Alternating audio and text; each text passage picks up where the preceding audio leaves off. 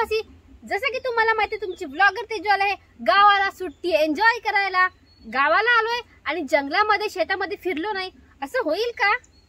अजिबात नाही। तर आज तुम्हाला मी दाखवणार आहे आमच्या गावचा डोंगर, मळ्या, शेत, रानमेवा, सगळ्या गोष्टी। ही पहा आमच्या गावची शेत, लांब लांब पर्यंत पसरलेला मळ्या। आमच्या इकडच्या गावांमध्ये म्हणजेच रत्नागिरी जिल्ह्यातील गावांमध्ये सगळ्यात जास्त प्रमाणावरती जर कोणती शेती केली जात असेल तर ती म्हणजे भात शेती।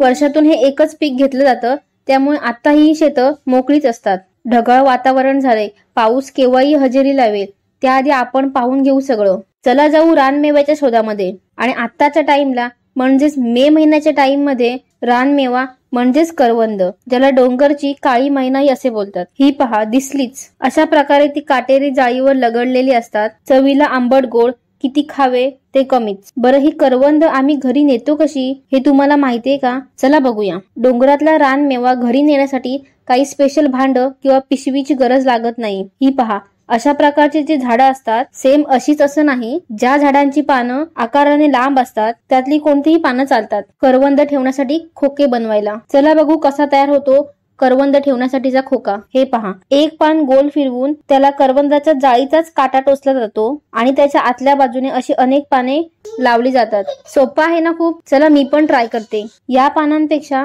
एक दुसऱ्या प्रकारचं झाड असतं ज्याची पानं याच्यापेक्षाही खूप लांब असतात, ज्याचा खोका खूप परफेक्ट आणि आकर्षक बनतो। पण हाही काही एवढा वाईट नाही बनलाय। झाला बघा माझा खोका तयार।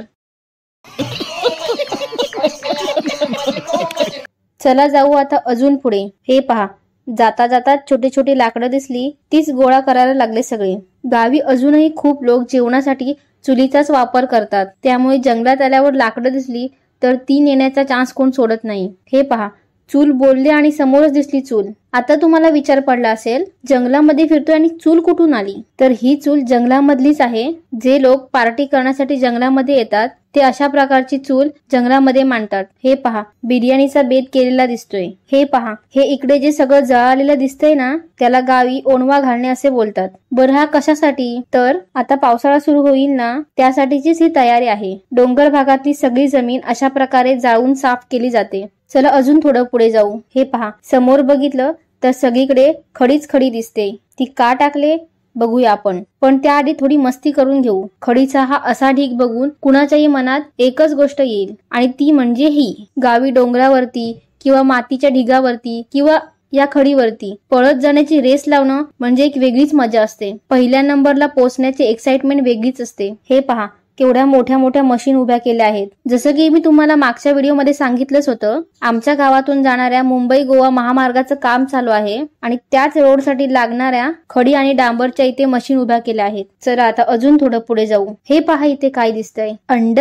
जंगलात अंड कुठून आलं? हे पहा नीट जवळून, अंडच आहे हे। पण हे अंड कुठल्या विषारी प्राण्याचं नाही आहे, तर हे आहे रानामध्ये फिरणाऱ्या कोंबडीचं अंड। रानामध्ये ज्या कोंबड्या फिरतात, ज्याला रान कोंबडी असे बोलतात, त्याचं हे अंड आहे। चला आता तुम्हाला एक गंमत दाखवते। मुंबईची ट्रेन लोकल तर आपण बघतोच, ही आहे गावची विदाऊट तिकीटवाली ट्रेन। पडलेल्या झाडावरती असं बसलं की तयार झाली आपली ट्रेन। हीच तर मज्जा असते ना गावी। छोट्या छोट्या गोष्टींमध्ये किती जास्त हॅपीनेस मिळतो आपल्याला। चला आता खूप झाली मस्ती, पाऊस केव्हाही येईल त्याआधी गोळा केलेली लाकडं घेऊन घरी जाऊ। पण त्याआधी या कार्टून लोकांना काय बोलायचं आहे ते बघू। दीदीच्या चॅनलला लाईक करा, शेअर करा आणि सबस्क्राइब करा। ऐकलत ना? आता तुम्ही नक्की सबस्क्राइब करणार माहितीये मला। डोक्यावरती लाकडाची मोळ घेऊन चालले मी घरी आणि पावसाने सुरुवात केली। या पुढे आम्ही नाही जाऊ शकत, सो आता चाललोय परत घरी। आजसाठी फक्त एवढंच। व्हिडिओ आवडला असेल तर लाईक करा, शेअर करा आणि चॅनलला सबस्क्राइब करायला विसरू नका।